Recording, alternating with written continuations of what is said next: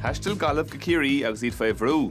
Dá Gaillimh agus dá aireocht le Ruscamán deireach líomh ach ísú céim bhain scóráil in andómh. An aireocht le Gaillimh héanaart slán a cóscóir na bua, nó an aireocht le Ciarraí áit le cenne se bhaintach. Brian Tyres agus iad an ceart a man trátrachta.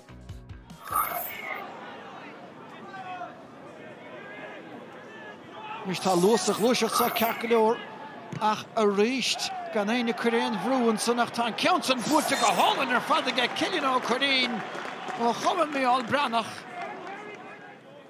An bhríon gin naileh agus siad a ddíreach techt ar an levéil san a ríist agus Pádraig Joyce rá gimach duine Bert eile ar fáil do fé cheann cúpla seachtain.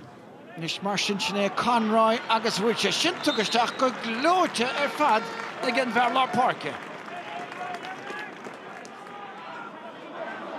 Stephen O'Brien, beidir go dánig an pas lethaic an rá luúin san do.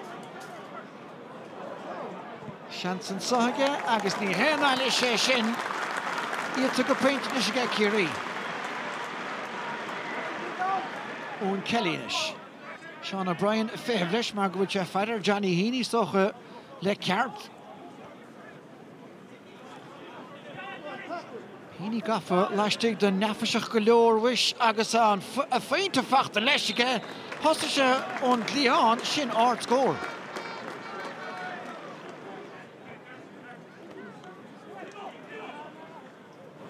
Nis stachel Arsley, Joe O'Connor a techt, Céin Darcy díreige chur dá bhuiile. Cos céim deasclatíh ige Dara Roach agus tá se sin tugasteach go hálan ar fad aige lena chitóg. Ruhra yana bishtig ges Spillane. Shachune taka on Glián hawl. Cillian Spillane nish taka lashtig the Johnny McGrath agus Bob Bailey Bourton son ag air agus lena chitóig which sin Harrison Traston unchurhul a hen scored nu. Ja, sé déanamh henim do hénig an sonny léim dóta le an roher sonny inse on gúna hawl Traston na park galore le déanamh again or a fuair Shellev. Agus tastín den éignach an isis chun gréim ráiltear chósaí beidir Paul Conroy, be siúd an sprucach a rís Ciarraí déanamh go díal san éir an son. Be siúd Sean O'Brien. Nis tá flusc breise chanibre ar Ciarraí. Isteachans agus tá deisin sa ag géiní idir sé túd fé chúdú ná raibh. Díanamh an painter go dó action ar deirí hir agus tíal ar chúlbáide.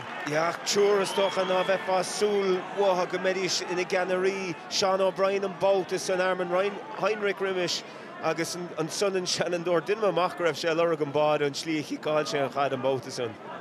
Díogus má léirithe ag Sean O'Shea.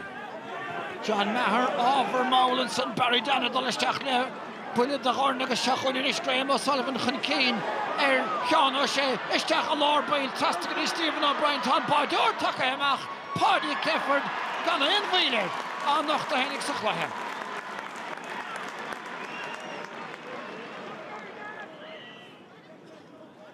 Inspechtaí nach fácanis i glas na Gaillimh. Caléisi cheappas an son ach ní chéime live an áirde an réiteoir ach tá slí dianta go oscóir an chuirlig speisial Dylan McHugh agus tá painte fachta an son i get fear chur a finne. Doch tuaire anmhór ar a gúmpór dúpil scór an son agus Port Ruscamáin Seinnteoir tá deisin son is an gicamach Calhan agus thóg sé chans agus thóg sé go maithe agus chuachló chutha inis ar chósaí gan gúil. Ja, breúir an gicamach a bhríon sinné áit gur hála féchar seo sé an Ryan chuach breúin sa.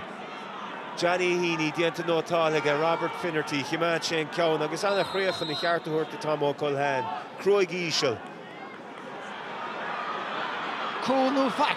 Seotasteach ag Heaney agus ceamach tá an éileach inistigh Conor Gleeson in a Nasc. Díreach go chur na chur leis sin. Agus tá nadó géireach séite ag Seamus Mulhare. Tá deire le feachtas Sraith na Gaillimh agus Ciarraí Gleeson an son a díreach láimh a chuir sin. Bhí sé deachar stocha na lads a spreaga gáil an cléthe seo ach tríd fuair lads nach raibh mór an ama fáiteach hena féin fuair dahad nó méid nó mar sin agus bhí sé sin saúil golóir. Poor performance from us overall, to be honest, but put a bit of life in the end and probably got the game back to a manageable score, but we were just lacking a bit of energy today, and for some reason I don't know, obviously wouldn't be happy with it, but look, the saving grace is that we survived Division 1 with the Panda players we had available, so look, that itself is a good news, and it's an achievement for us really, to be honest.